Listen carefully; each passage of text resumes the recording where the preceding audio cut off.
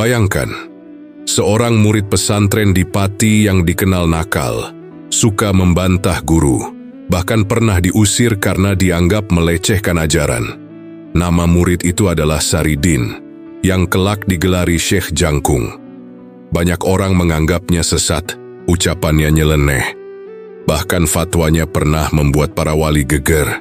Namun anehnya, justru dari sikap melawan itulah lahir seorang wali karismatik yang dihormati hingga kini.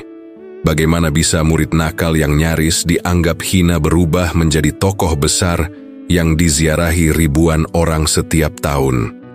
Sebelumnya, bantu subscribe, like, dan tulis amin di kolom komentar. Semoga rezekinya lancar, amin.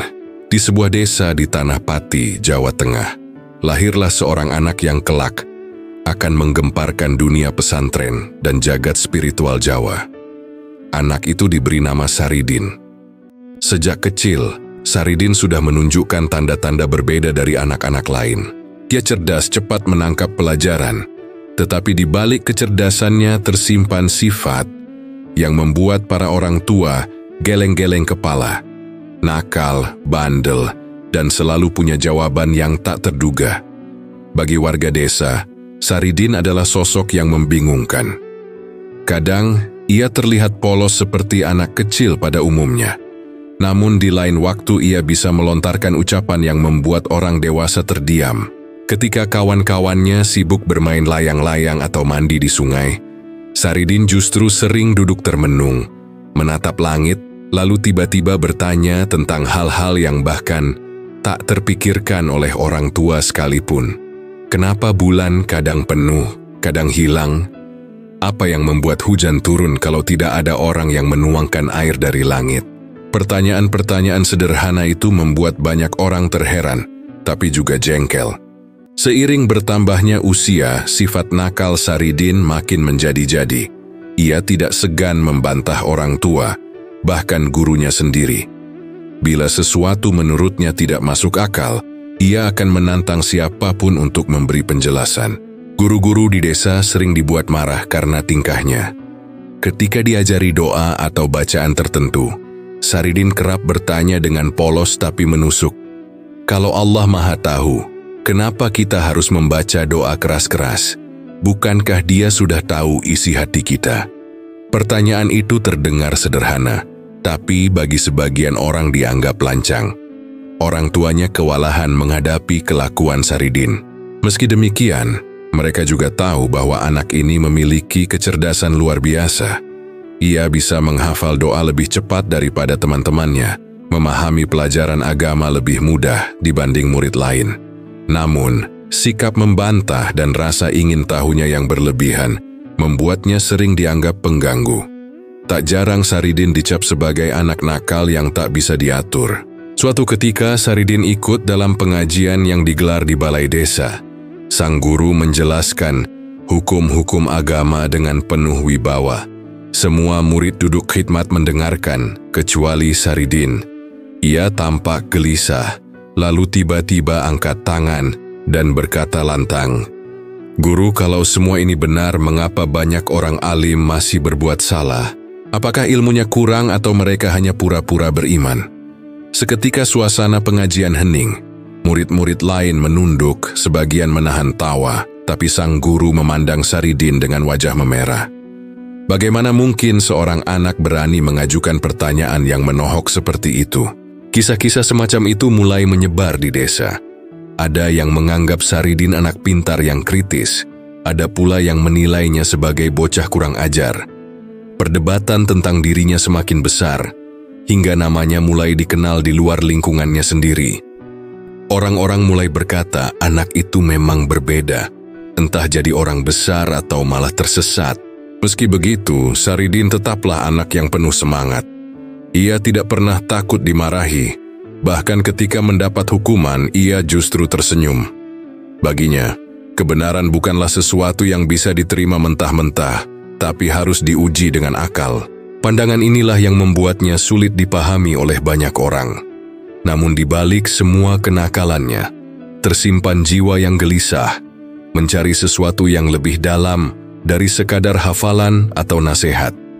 Tak ada yang menyangka, Bocah yang sering dicaci dan dianggap nakal, inilah yang kelak akan dikenal sebagai Syekh Jangkung, seorang wali nyeleneh dengan karisma yang tak terbantahkan. Namun jalan menuju ke sana masih panjang. Pada masa kecilnya di Pati ini, Saridin baru memulai babak awal dari perjalanan hidup penuh kontroversi yang akan mengguncang dunia pesantren Jawa. Setelah usianya cukup, orang tua Saridin memutuskan untuk memasukkan putra mereka ke sebuah pesantren di tanah Jawa. Harapannya sederhana, anak yang nakal dan suka membantah itu bisa berubah menjadi pribadi alim, sopan, dan patuh pada ajaran agama. Pesantren pada masa itu dikenal sebagai tempat menimba ilmu sekaligus mendidik akhlak. Banyak orang yakin bahwa siapapun yang masuk ke sana akan berubah menjadi lebih baik. Namun, mereka lupa satu hal, Saridin bukan anak biasa. Hari-hari pertama di pesantren berjalan cukup tenang. Saridin rajin mengikuti pengajian, duduk bersama santri lain dan mencatat pelajaran dengan tekun. Guru-guru sempat terkesan mengira anak ini akhirnya bisa diarahkan. Namun ketenangan itu tidak bertahan lama. Begitu ia merasa paham, Saridin mulai melontarkan pertanyaan-pertanyaan tajam yang membuat para guru gelagapan. "Guru," tanyanya suatu hari, "mengapa kita harus membaca doa dalam bahasa Arab? Bukankah Allah mengerti semua bahasa, bahkan isi hati manusia?" Para santri lain menoleh ke arahnya.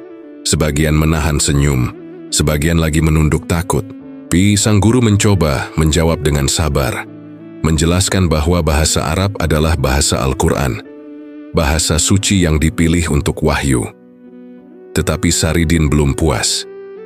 Kalau begitu, apakah orang Jawa yang tidak paham Arab lebih sulit diterima doanya?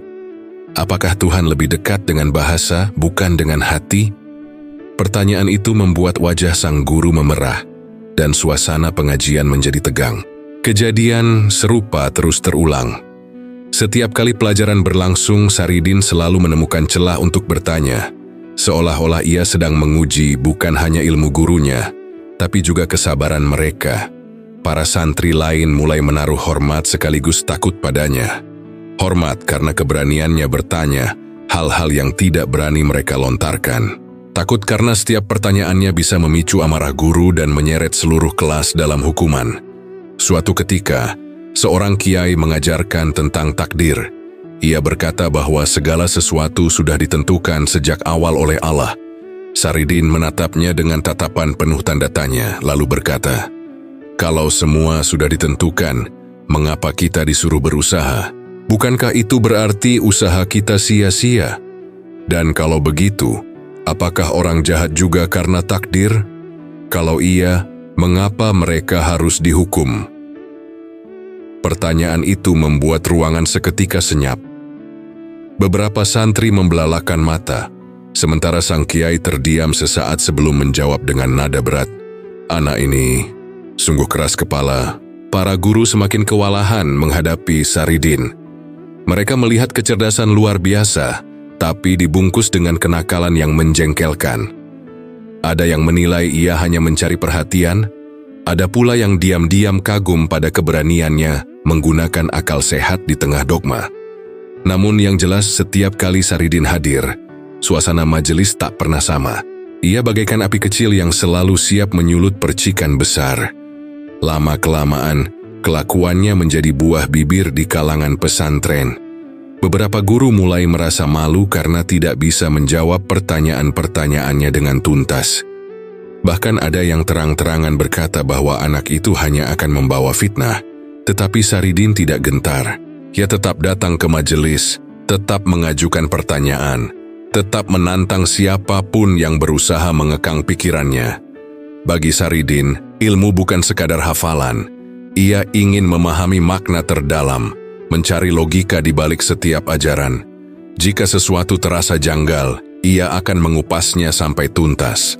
Walaupun caranya membuat marah banyak guru, justru dari sinilah perjalanan intelektual dan spiritualnya mulai ditempa. Namun satu hal jelas, di pesantren itu, Saridin tidak pernah dianggap santri biasa.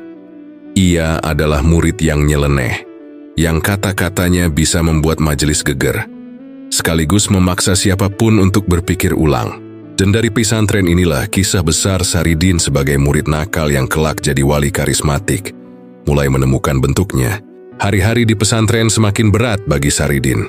Setiap majelis ilmu yang diikutinya selalu berakhir dengan kegaduhan. Pertanyaan-pertanyaan tajamnya membuat banyak guru kehilangan kesabaran. Para santri lain sudah mulai berbisik-bisik, sebagian menyindirnya sebagai pembuat masalah, sebagian lain diam-diam mengaguminya. Namun, yang pasti, kehadiran Saridin tidak pernah tenang.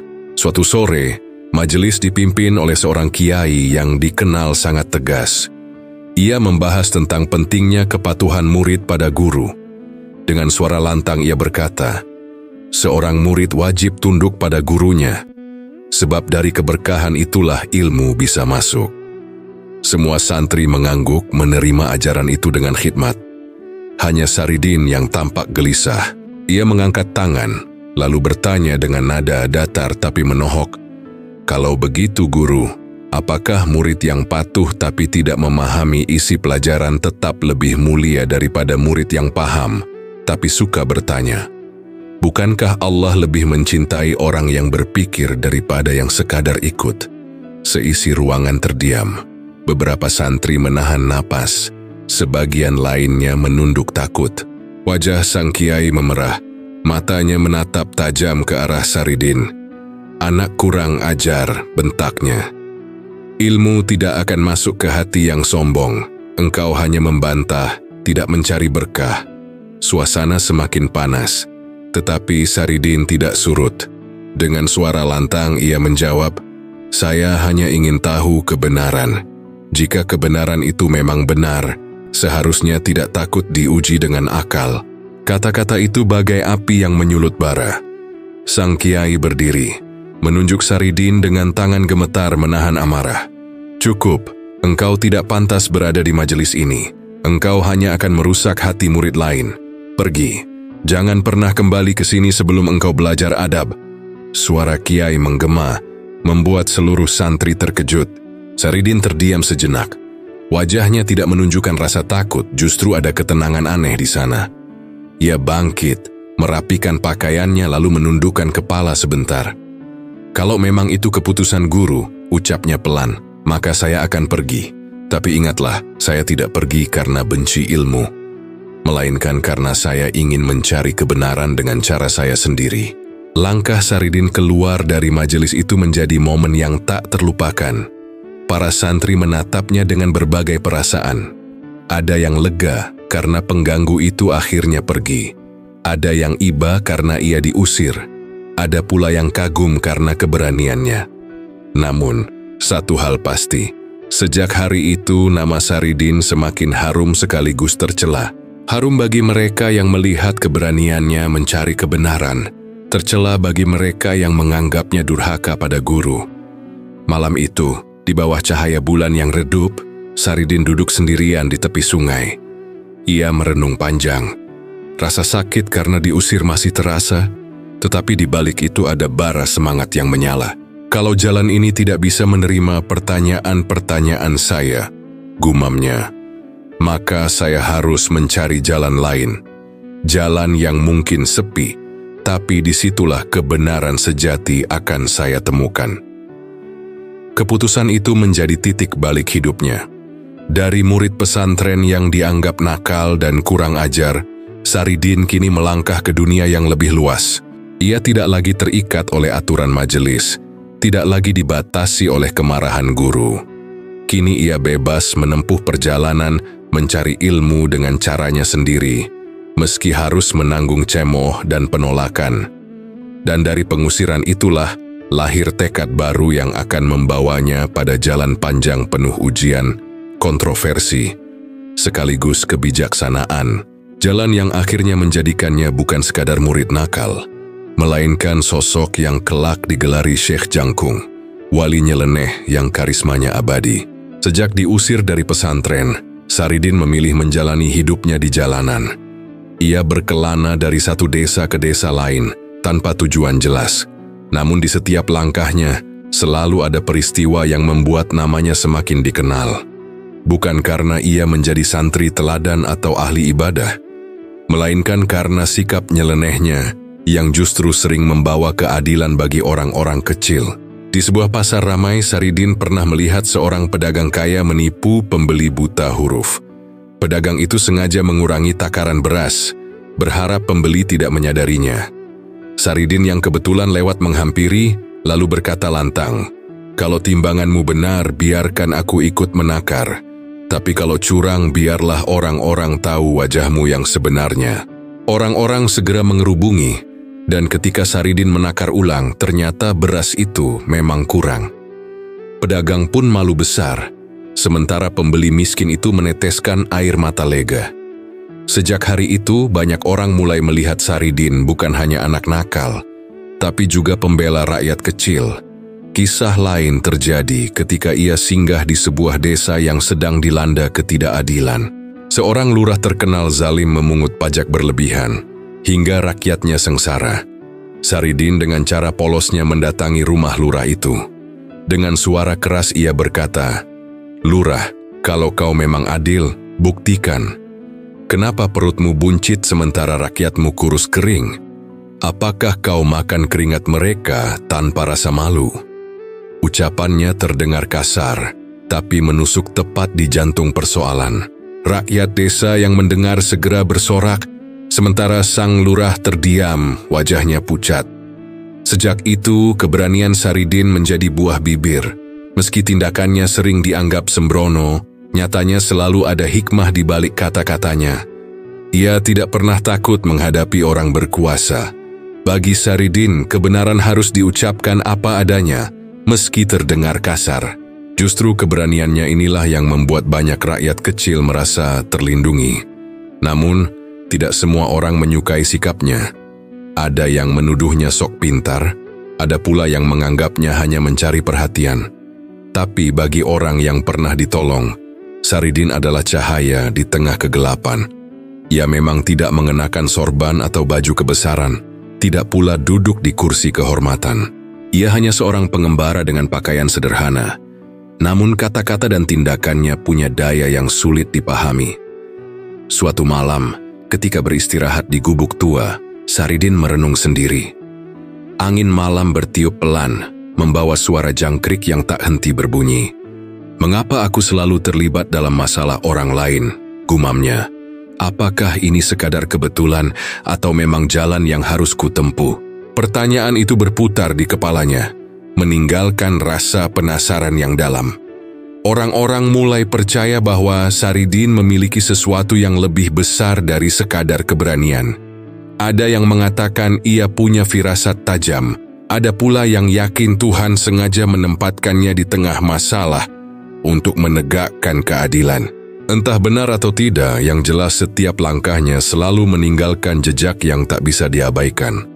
Di balik sikapnya yang sering dianggap lucu, sembrono, bahkan lancang, tersimpan jiwa yang peduli pada keadilan. Ia tidak membiarkan orang lemah diperlakukan semena-mena. Tidak peduli meski harus berhadapan dengan orang kuat.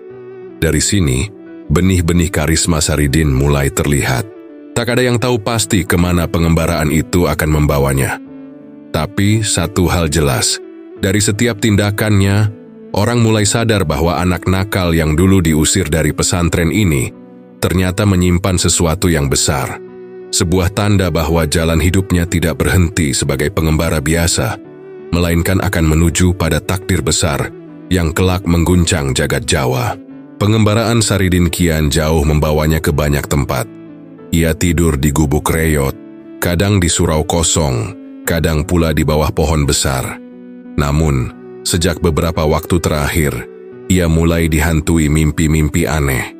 Mimpi yang bukan sekadar bunga tidur, melainkan terasa nyata, seakan memiliki pesan tersembunyi. Malam pertama mimpi itu datang, Saridin tertidur di tepi hutan. Ia melihat dirinya berjalan di jalan panjang yang penuh kabut. Di ujung jalan, ada cahaya redup, dan dari dalam cahaya itu muncul sosok berjubah putih. Wajahnya samar, tak pernah jelas terlihat, tetapi sorot matanya membuat Saridin merasa seakan ditelanjangi. Sosok itu berkata singkat, "Perjalananmu belum apa-apa. kau harus bersiap menempuh jalan panjang yang penuh ujian. Lalu mimpi itu lenyap, meninggalkan Saridin terbangun dengan keringat dingin.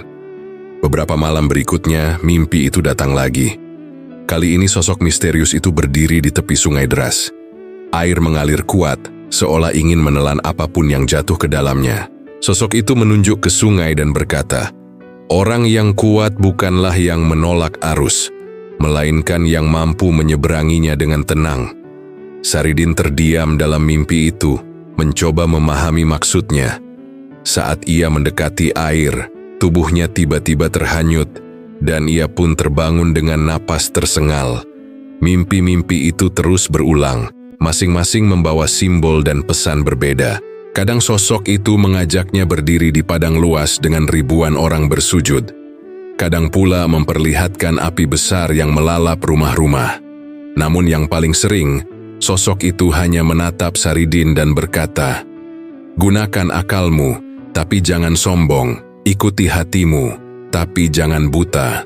Kata-kata itu menusuk, seolah menegur dirinya yang selama ini lebih sering mengandalkan logika dan perlawanan daripada ketundukan. Saridin mulai resah. Ia yang biasanya cuek kini merasa ada sesuatu yang lebih besar sedang menantinya. Apakah ini hanya mimpi biasa, atau ada yang ingin menunjukkan jalan hidupku? Gumamnya. Rakyat desa yang mengenalnya mulai melihat perubahan. Saridin tampak lebih sering termenung, kadang berbicara sendiri seolah sedang merenungi sesuatu yang tak bisa ia ceritakan. Suatu malam, ia kembali bermimpi. Kali ini lebih jelas dari sebelumnya. Sosok misterius itu mendekat lalu menyentuh bahunya. "Waktumu akan datang," katanya. "Jalanmu tak mudah. Kau akan dicaci, difitnah, bahkan dianggap gila. Tapi jika kau bertahan, kebenaran akan menemukanmu." Suara itu menggema, membuat Saridin tersentak bangun. Ia menatap langit malam yang bertabur bintang, hatinya bergetar. Bagi Saridin, mimpi-mimpi itu bukan sekadar gangguan tidur. Ia yakin ada pesan ilahi yang disampaikan lewat simbol-simbol itu. Semakin sering ia bermimpi, semakin besar tekadnya untuk melanjutkan perjalanan. Kini, ia tidak hanya ingin menantang logika guru atau menegakkan keadilan rakyat kecil. Ia merasa ada misi yang lebih besar menantinya, sesuatu yang masih samar tapi semakin kuat menggiring langkahnya. Orang-orang mulai berbisik bahwa Saridin mendapat petunjuk gaib. Sebagian percaya ia akan menjadi orang besar, sebagian lain mencibir bahwa ia hanya terlalu banyak makan sebelum tidur. Namun Saridin tak peduli. Ia tahu hidupnya kini tidak lagi sama. Mimpi-mimpi itu menjadi tanda bahwa perjalanan murid nakal dari Pati ini baru saja dimulai menuju takdir besar.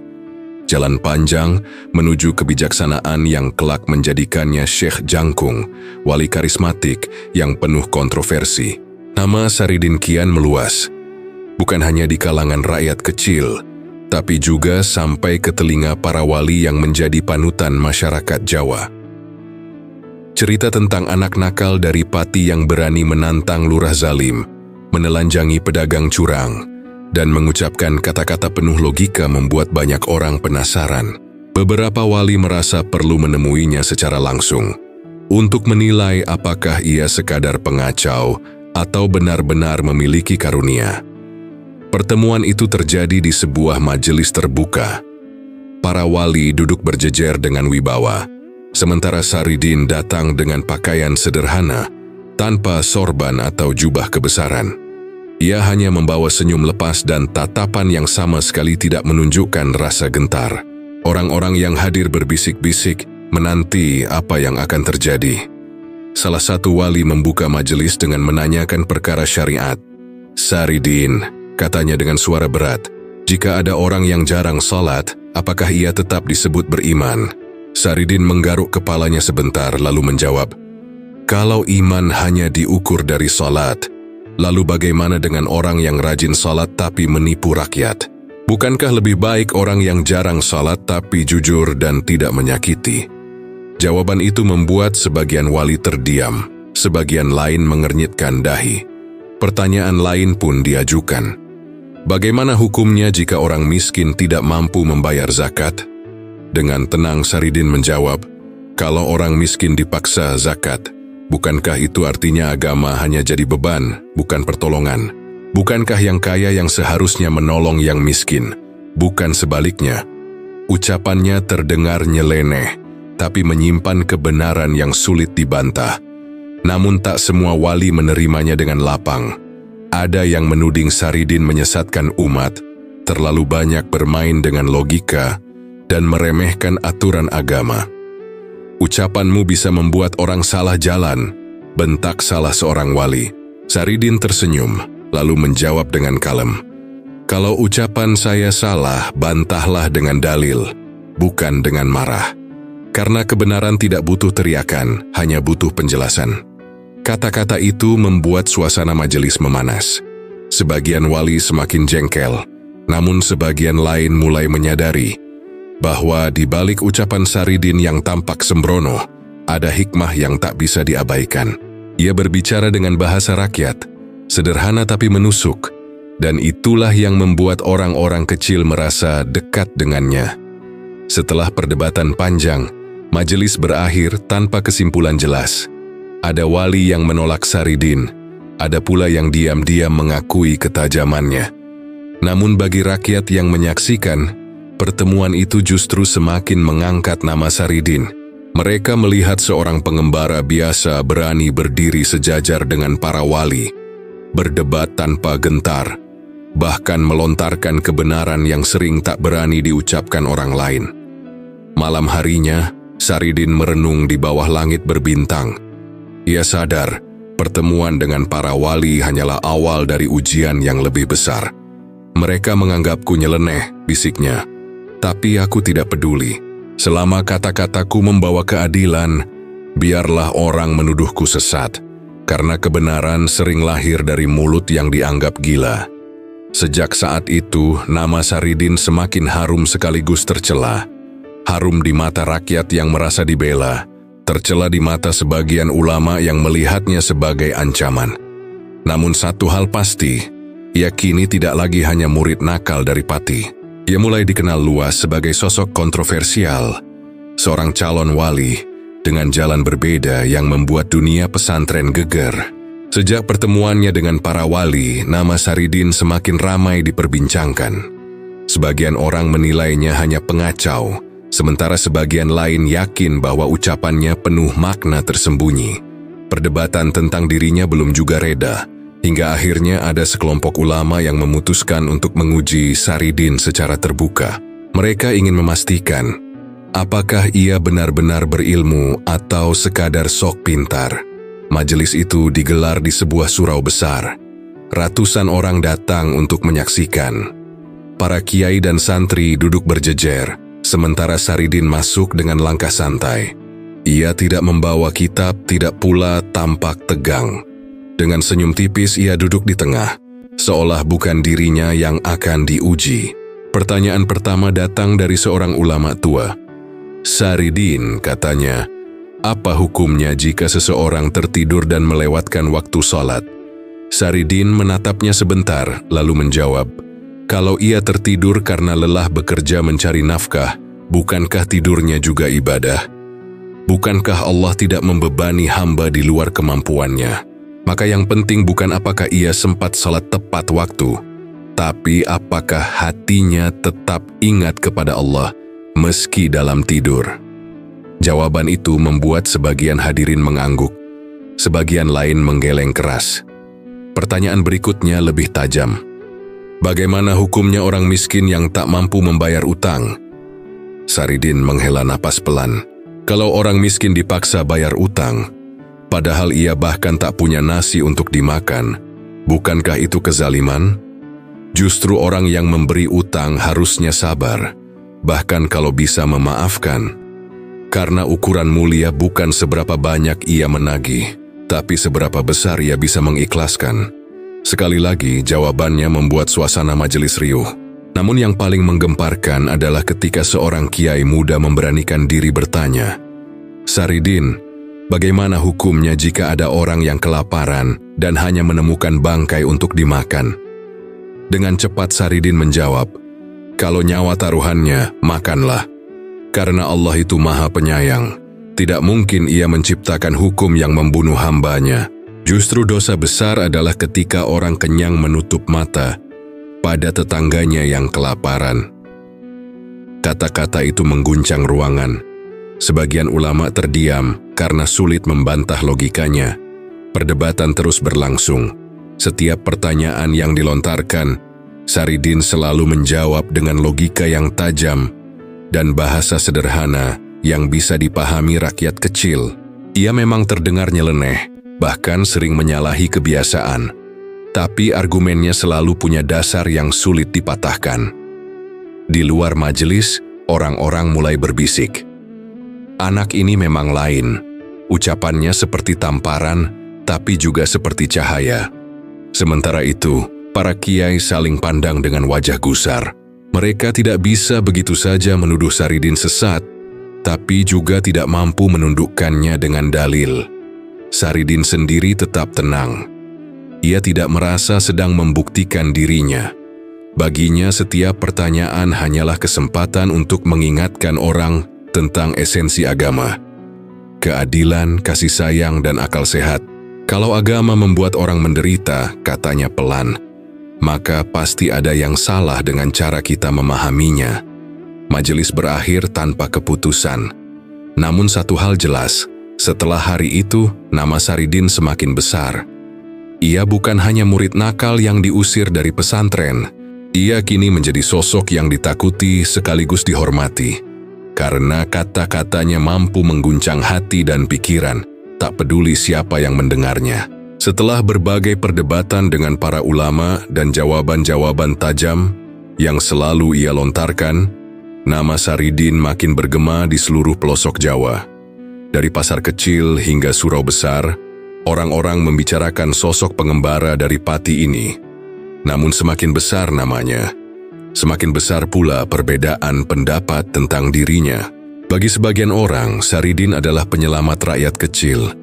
Ia berani menegur lurah zalim, menyingkap kecurangan pedagang, bahkan mengingatkan para ulama dengan logika yang tak terbantahkan. Kalau bukan dia, siapa lagi yang berani bicara begitu? Kata seorang petani sambil mengangkat jempol. Saridin itu pembela wong cilik. Lidahnya tajam tapi hatinya lurus. Rakyat miskin dan tertindas merasa punya sosok yang membela mereka tanpa pamrih. Namun di sisi lain, banyak pula yang menuduh Saridin sesat.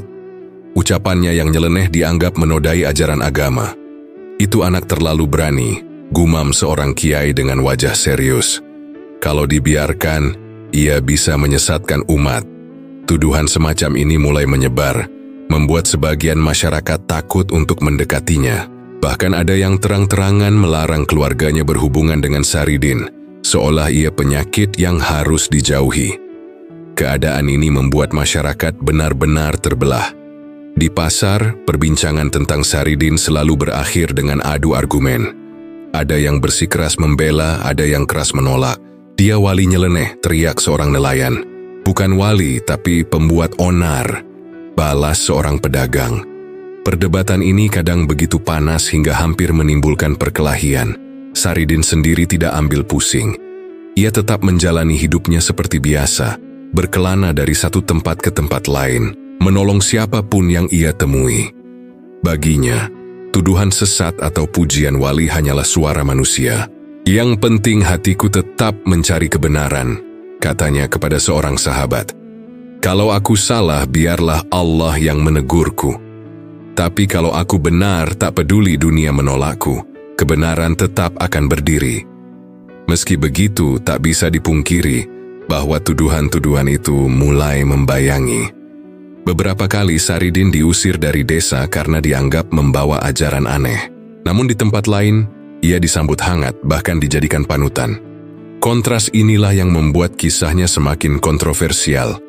Suatu malam ketika ia singgah di sebuah langgar kecil, seorang lelaki tua menghampirinya. Dengan suara bergetar ia berkata, "Nak Saridin, ucapanmu memang tajam, tapi ketahuilah, tajam itu bisa jadi pisau yang menyakiti, bisa pula jadi pedang yang melindungi. Pilihlah jalanmu baik-baik, karena orang sudah mulai menaruhmu di dua tempat, sesat atau suci." Kata-kata itu membuat Saridin terdiam lama. Ia sadar, langkahnya kini bukan lagi sekadar perjalanan pribadi, tapi sudah menyentuh hati banyak orang. Keesokan harinya, berita tentang dirinya semakin meluas. Di satu desa ia dipuja, di desa lain ia dimusuhi. Namun justru perbedaan inilah yang semakin menguatkan pengaruhnya.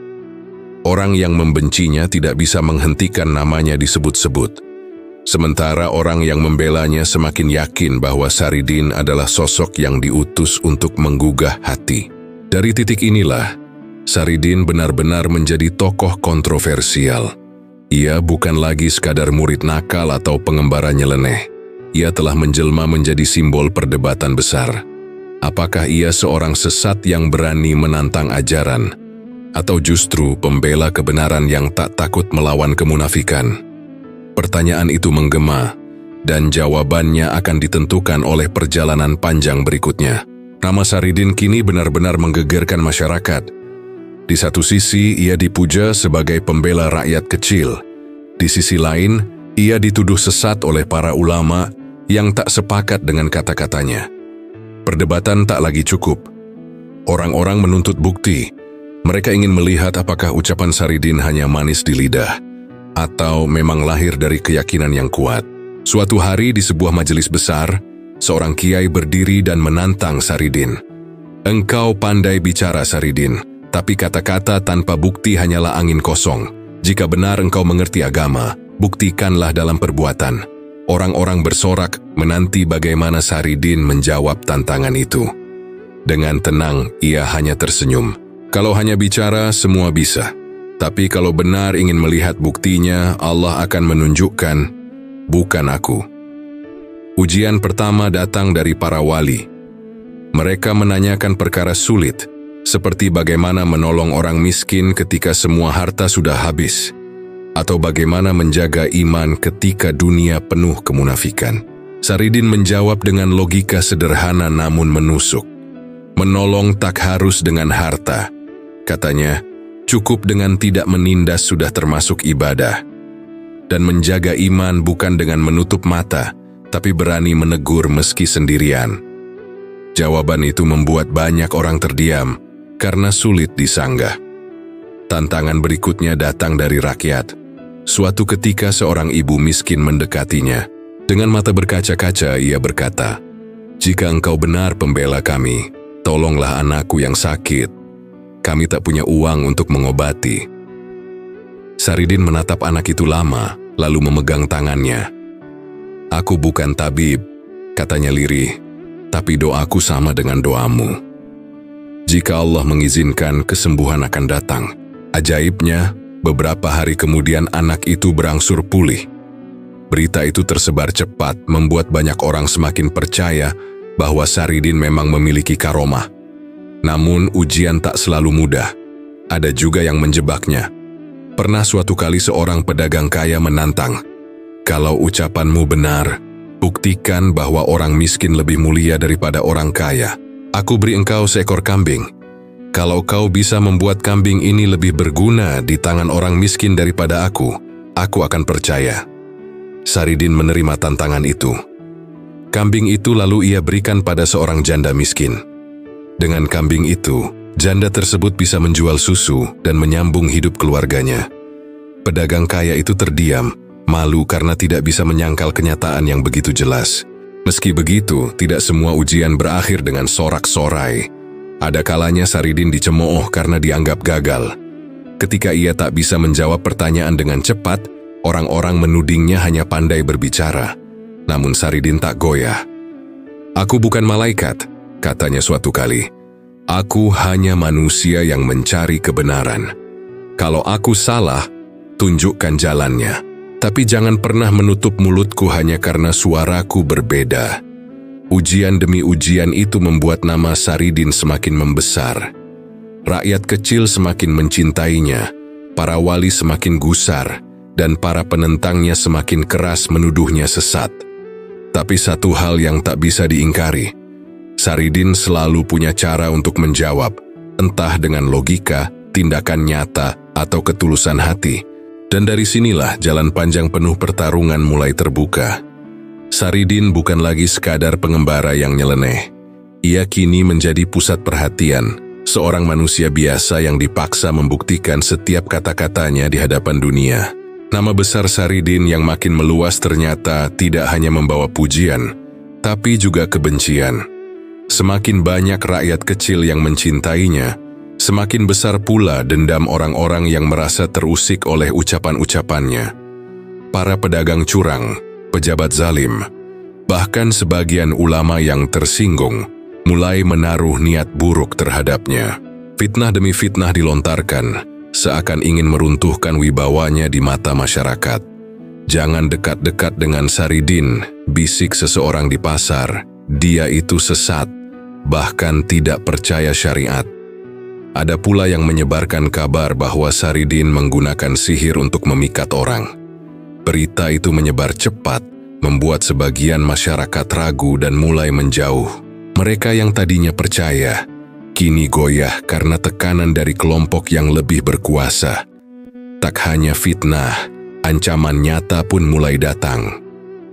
Suatu malam, ketika Saridin sedang beristirahat di gubuk bambu, sekelompok orang bersenjata mendatanginya.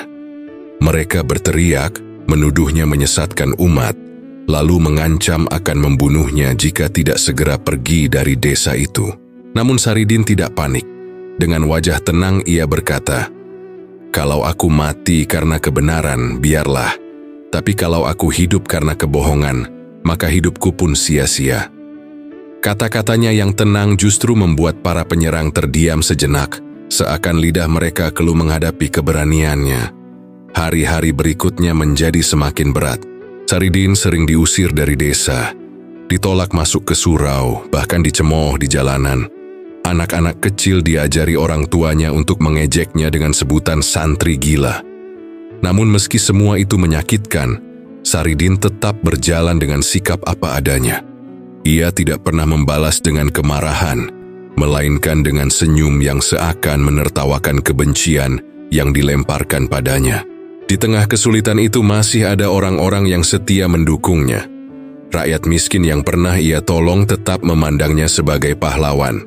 Mereka sering menyelinap diam-diam membawa makanan untuknya atau memberikan tempat singgah ketika ia tidak punya atap. "Mbah Saridin itu orang baik," bisik seorang janda tua. "Meski seluruh dunia memusuhinya, aku tahu hatinya bersih." Dukungan kecil ini menjadi penguat langkahnya di tengah badai fitnah. Namun tekanan dari pihak berkuasa semakin keras. Beberapa kali, namanya diajukan ke pengadilan adat karena dianggap menyebarkan ajaran sesat. Bahkan ada kabar bahwa ia akan dijatuhi hukuman mati jika tetap melawan. Tapi Saridin hanya menjawab dengan sederhana, "Kalau aku salah, biarlah Allah yang menghukumku. Ku tak takut pada keputusan manusia, karena manusia sering keliru." Masa-masa sulit ini benar-benar menguji tekadnya. Ia kehilangan banyak kawan, tapi juga menemukan siapa yang benar-benar setia. Ia dicaci di muka umum, tapi semakin kuat dalam keyakinannya. Ia diancam dengan kematian, tapi justru semakin berani melangkah. Semua itu menjadikannya sosok yang tak mudah ditundukkan, meski dunia seakan bersekongkol melawannya. Dari cobaan-cobaan ini, Saridin belajar bahwa jalan kebenaran tidak pernah mulus. Selalu ada duri, selalu ada darah, selalu ada air mata. Namun, ia juga tahu bahwa hanya dengan melewati semua itulah seorang manusia bisa menemukan arti sejati dari keteguhan hati. Dan dari masa-masa gelap inilah, lahir seorang Saridin yang semakin matang. Ia tidak lagi sekadar anak nakal dari pati atau pengembara nyeleneh. Ia kini seorang tokoh yang ditempa oleh fitnah, ancaman, dan penderitaan. Seorang manusia yang semakin siap menghadapi takdir besar yang menantinya. Setelah melewati masa-masa penuh fitnah dan ancaman, Saridin perlahan memperlihatkan sisi lain dalam dirinya. Bila dulu orang mengenalnya sebagai murid nakal yang suka membantah, kini masyarakat mulai melihat perubahan. Dari luka, cemooh, dan perjalanan panjang penuh cobaan, lahirlah sebuah kebijaksanaan yang tak lagi mudah digoyahkan. Suatu hari, di sebuah desa, seorang lelaki muda datang menghampiri Saridin. Dengan wajah bingung, ia berkata, Aku lelah hidup miskin, Mbah. Untuk apa aku beribadah kalau tetap lapar? Apakah Tuhan tidak adil? Pertanyaan itu dulu mungkin akan dijawab Saridin dengan nada menantang. Namun kini ia hanya tersenyum tenang. Nah, katanya lembut, lapar bukan tanda Tuhan tidak adil. Lapar adalah cara agar engkau belajar merasakan penderitaan orang lain. Kalau engkau sabar, lapar bisa jadi doa. Dan jika engkau berbagi meski sama-sama lapar, itulah iman sejati. Kata-kata sederhana itu membuat pemuda itu menangis, lalu mencium tangan Saridin. Kebijaksanaan serupa terus ia tunjukkan. Seorang janda yang kehilangan anaknya datang dengan tangis pilu. Mengapa Allah mengambil anakku, Mbah? Bukankah aku sudah cukup menderita? Saridin menatapnya penuh iba. Anakmu tidak hilang, katanya lirih. Ia hanya pulang lebih dulu. Dan kelak, engkau akan bertemu dengannya dalam kebahagiaan yang abadi. Jangan tangisi kepulangan, tapi syukurilah pernah diberi kesempatan mencintainya. Janda itu terdiam, air matanya berhenti mengalir, berganti dengan ketenangan yang sulit dijelaskan. Dari kata-kata itu, masyarakat mulai sadar bahwa Saridin tidak hanya pandai berdebat. Ia memiliki hikmah yang lahir dari pengalaman, penderitaan, dan perenungan mendalam. Orang-orang yang dulu ragu kini mulai mencari nasihat kepadanya. Mereka datang bukan untuk mendengar fatwa hukum, melainkan untuk mendapatkan ketenangan hati.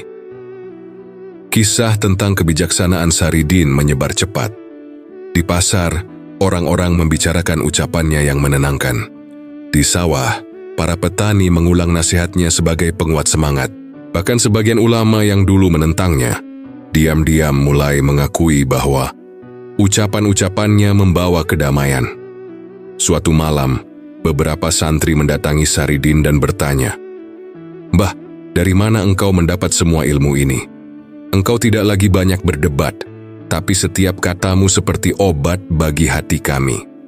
Saridin tersenyum tipis lalu menjawab, "Ilmu bukan hanya dari kitab atau guru. Ilmu juga lahir dari lapar, dari dihina, dari berjalan sendirian di jalan sepi. Semua itu adalah kitab hidup, dan aku hanya membaca apa yang ditulis Allah di dalamnya." Ucapannya membuat para santri terdiam, kagum sekaligus tersentuh. Dari situlah muncul sebutan baru. Saridin bukan lagi sekadar pengembara nyeleneh, tapi seorang yang menguasai ilmu hikmah. Bukan ilmu yang banyak dihafal, melainkan ilmu yang mengalir dari pengalaman hidup, yang bisa menguatkan hati orang lain. Perubahan ini membuat namanya semakin dikenal luas. Jika dulu ia dikejar karena dianggap sesat, kini ia dicari karena dianggap membawa cahaya. Dari pasar hingga pesantren, dari petani hingga bangsawan, banyak yang ingin mendengar kata-katanya. Saridin akhirnya mencapai satu titik baru. Seorang murid nakal yang telah berubah menjadi sumber hikmah. Namun perjalanan ini belum berakhir. Di balik kebijaksanaan yang kini ia tunjukkan, masih ada ujian yang menanti. Karena semakin tinggi kedudukannya di mata rakyat, semakin besar pula tantangan dari mereka yang merasa terusik oleh kehadirannya. Kabar tentang Saridin yang semakin dikenal sebagai orang berhikmah, akhirnya sampai ke telinga semua wali besar di tanah Jawa. Bagi sebagian, ia dianggap ancaman yang bisa merusak tatanan ajaran. Namun bagi yang lain, ia justru dilihat sebagai sosok unik yang memiliki cara berbeda dalam menyampaikan kebenaran. Perdebatan tentang dirinya makin panas, hingga akhirnya para wali memutuskan untuk menggelar sebuah majelis besar. Majelis itu berlangsung di sebuah masjid agung. Ribuan orang datang, memenuhi pelataran untuk menyaksikan momen yang dianggap sebagai penentuan nasib Saridin. Para wali duduk berderet, wajah mereka serius. Di tengah ruangan, Saridin berdiri dengan tenang, pakaiannya sederhana, sorot matanya jernih tanpa ketakutan. Seorang wali dengan suara lantang membuka pertemuan. "Hari ini kita berkumpul untuk memutuskan," katanya.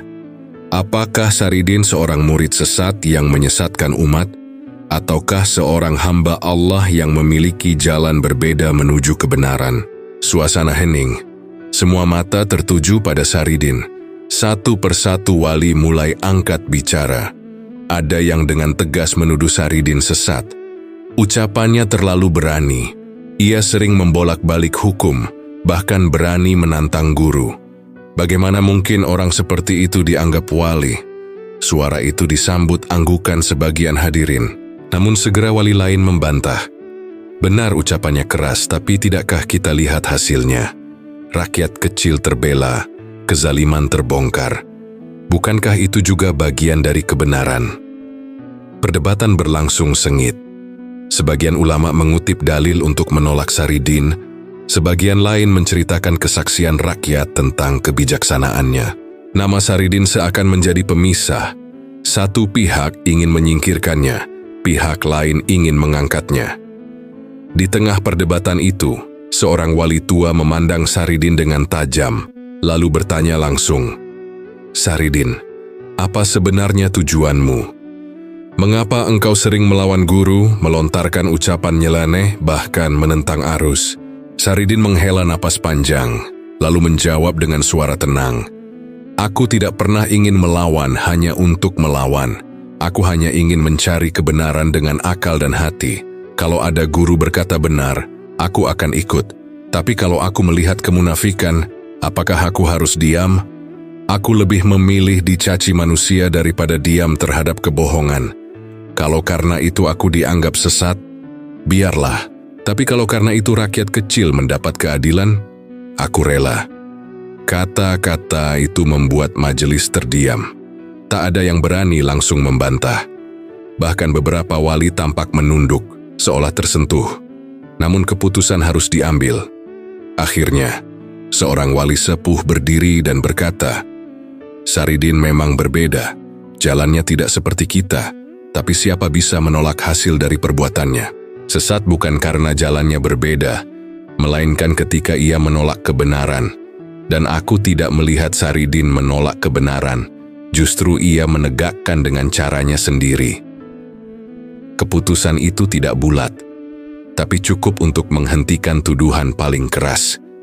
Sebagian wali tetap menaruh curiga, sebagian lain mulai mengakui bahwa Saridin bukan orang biasa. Rakyat yang hadir bersorak lega karena tokoh yang mereka cintai tidak dihukum. Namun sejak hari itu, stempel kontroversial melekat kuat pada dirinya. Ia bukan lagi sekadar pengembara atau santri nakal. Ia kini sosok yang diakui sekaligus ditolak, dipuja sekaligus dicaci. Seorang manusia yang menapaki jalan berbeda dengan segala konsekuensinya. Dan dari puncak konflik inilah, takdir Saridin semakin jelas. Ia akan hidup sebagai tokoh besar yang selalu berada di persimpangan antara sesat dan wali. Setelah majelis besar yang hampir menjatuhkan vonis sesat padanya, kehidupan Saridin kembali bergulir dengan cara yang mengejutkan. Ia tidak lagi sibuk membantah atau berdebat, melainkan lebih sering menolong orang tanpa banyak bicara.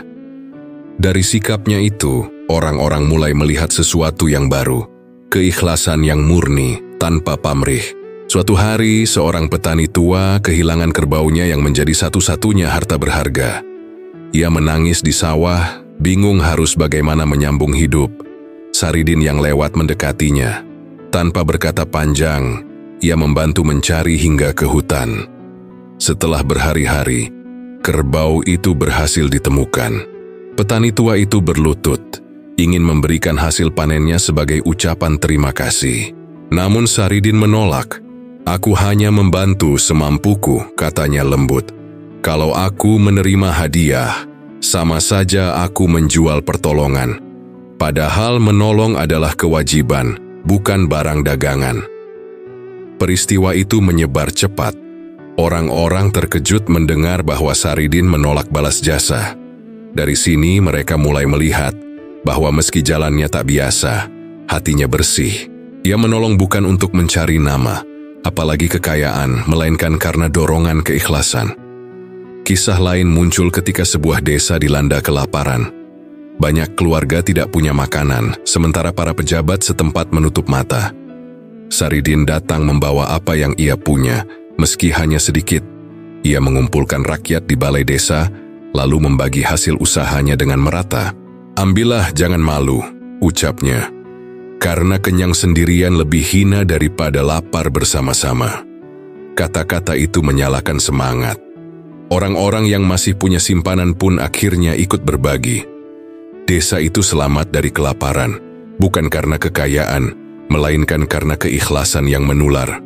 Perubahan sikap Saridin ini membuat banyak orang mulai berpikir ulang.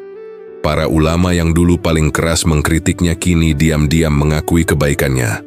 Benar, kata salah seorang kiai, ucapannya sering nyeleneh, tapi lihatlah tindakannya. Ia ikhlas, dan itu lebih berat daripada 1000 fatwa. Masyarakat pun mulai mengangkat namanya dengan penuh hormat. Ia tetap kontroversial, tapi kini dihiasi pengakuan. Banyak orang datang kepadanya bukan untuk menguji, melainkan untuk meminta doa dan nasihat. Dan setiap kali, Saridin selalu merendahkan diri. Aku bukan siapa-siapa, katanya, hanya seorang pengembara yang belajar dari kesalahan. Dalam perjalanannya, Saridin semakin sering menunjukkan kebijaksanaan yang lahir dari hati yang ikhlas.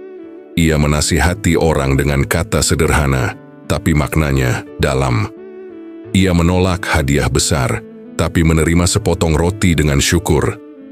Ia tidak lagi peduli dengan gelar atau penilaian manusia, karena yang ia cari hanyalah keridaan Allah. Dari sinilah akhirnya banyak orang mengakui bahwa Saridin memang wali. Meski jalannya berbeda, bukan wali yang duduk di singgasana kehormatan, tapi wali yang berjalan di jalanan berdebu bersama rakyat kecil. Ia membuktikan bahwa kesucian bukan terletak pada pakaian indah atau ucapan manis, melainkan pada keikhlasan hati yang tak bisa dipalsukan. Dan sejak hari itu, dunia mulai mengenalnya bukan lagi sekadar murid nakal atau pengembara nyeleneh. Ia kini menjadi simbol ketulusan, seorang wali karismatik yang membawa banyak kebaikan dengan caranya sendiri. Setelah Saridin mulai diakui karena keikhlasannya, pengaruhnya menyebar lebih luas dari sebelumnya. Ia tidak pernah mendirikan pesantren besar atau menulis kitab tebal, tapi kata-katanya yang sederhana menancap kuat di hati rakyat.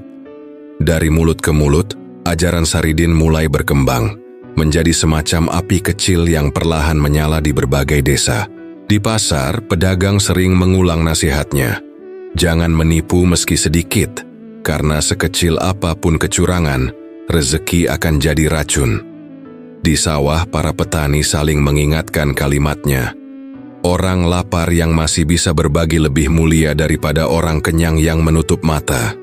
Bahkan anak-anak kecil yang dulu mengejeknya kini sering menirukan ucapannya sambil bermain. Yang membuat ajarannya berbeda adalah keberanian berpikir kritis yang ia tanamkan. Saridin tidak pernah melarang orang bertanya. Justru ia sering berkata, kalau imanmu takut ditanya, maka itu bukan iman, melainkan ketakutan. Bertanyalah, karena kebenaran tidak pernah gentar diuji. Ucapan ini membuat banyak rakyat kecil berani membuka pikiran. Mereka tidak lagi menerima sesuatu hanya karena katanya, tetapi mulai mencari makna dengan akal dan hati. Tentu saja, hal ini membuat sebagian orang gelisah. Para pemimpin yang terbiasa berkuasa dengan menakut-nakuti rakyat merasa terganggu. Saridin mengajarkan orang melawan, kata seorang lurah dengan wajah muram. Padahal yang diajarkan Saridin bukanlah pemberontakan, melainkan keberanian untuk menegakkan keadilan. Namun, bagi mereka yang selama ini menikmati kekuasaan tanpa kontrol, keberanian rakyat untuk berpikir kritis adalah ancaman besar. Di sisi lain, rakyat yang pernah tertindas merasakan perubahan nyata. Mereka mulai berani bersuara menolak ketidakadilan. Mereka menegur pedagang yang curang, melawan pajak yang berlebihan, bahkan berani menuntut hak yang dulu mereka diamkan. Setiap kali keberanian itu muncul, nama Saridin disebut. Kita hanya mengikuti ajaran Mbah Saridin, kata mereka. Semakin hari, ajarannya menyebar semakin jauh. Tidak hanya di Pati, tapi juga ke Kudus, Jepara, Demak, hingga daerah lain di Jawa Tengah. Orang-orang yang pernah mendengar langsung nasihatnya menjadi penyebar cerita. Mereka mengulang kata-kata Saridin, menambahkan pengalaman mereka, dan menjadikannya semacam petunjuk hidup. Bagi banyak orang, Saridin berubah menjadi simbol. Ia bukan hanya manusia, tapi cermin bagi keberanian. Simbol bahwa berpikir kritis bukanlah dosa, melainkan ibadah. Simbol bahwa melawan kemunafikan bukanlah kesesatan, melainkan keberanian menegakkan kebenaran. Suatu malam, ketika duduk bersama beberapa santri muda, Saridin berkata dengan suara pelan, "Aku tidak ingin kalian mengikutiku buta-buta. Ikuti hatimu, uji dengan akalmu, lalu lihat apakah itu benar membawa kebaikan. Kalau iya, jalani. Kalau tidak, tinggalkan. Jangan jadikan aku berhala baru. Jadikanlah kebenaran itu tujuan, bukan aku." Kata-kata itu membuat santri-santri tertegun, karena jarang sekali ada guru yang justru melarang muridnya fanatik. Sejak itu, ajaran Saridin benar-benar menjadi milik rakyat. Ia tidak menuntut murid setia, tidak memaksa pengikut, tapi nasihatnya tumbuh seperti benih yang disebarkan angin. Masing-masing menumbuhkan pohon hikmah sesuai tanah di mana ia jatuh. Dan begitulah, Saridin akhirnya bukan hanya tokoh kontroversial, tapi juga simbol kebebasan berpikir. Dari murid nakal yang diusir, ia kini menjelma jadi inspirasi keberanian, membuktikan bahwa kebenaran tidak selalu datang dari jalan lurus, melainkan kadang lewat jalur berliku yang penuh kontroversi. Semakin jauh perjalanan hidupnya, semakin besar pula pengaruh Saridin di tengah masyarakat. Ucapan-ucapannya yang nyeleneh tapi penuh makna, keberaniannya menegakkan keadilan, serta keikhlasannya menolong rakyat kecil, membuat namanya harum sekaligus kontroversial. Namun justru dari kontroversi itulah, perlahan lahir sebuah julukan yang kelak melekat kuat padanya, Syekh Jangkung. Awalnya, julukan itu hanya ejekan.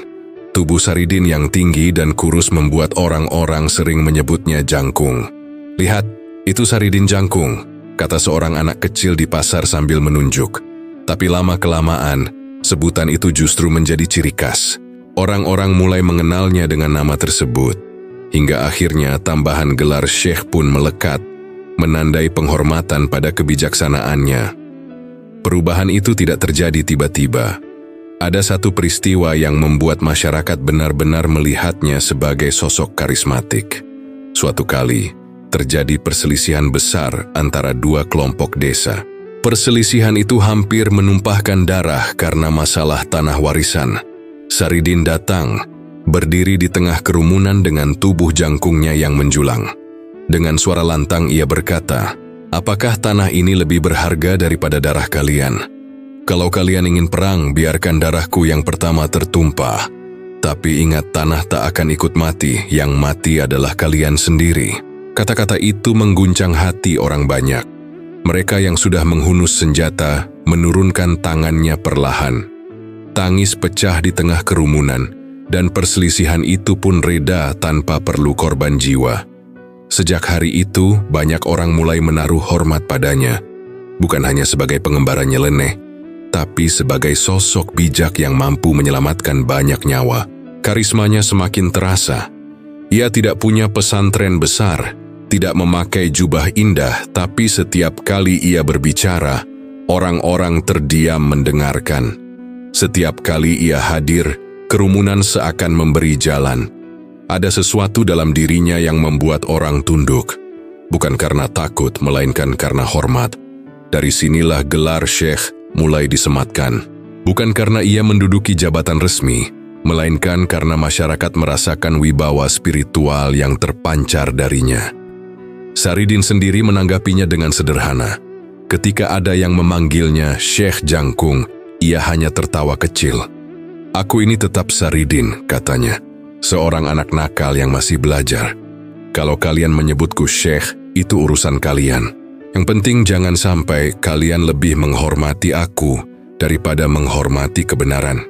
Namun, apapun kata Saridin, julukan itu sudah terlanjur melekat. Dari desa ke desa, nama Syekh Jangkung menggema. Ia menjadi sosok yang tak hanya dikenal karena cerita kontroversial, tapi juga karena karisma yang mampu meredam konflik, memberi hikmah, dan menyalakan keberanian berpikir kritis.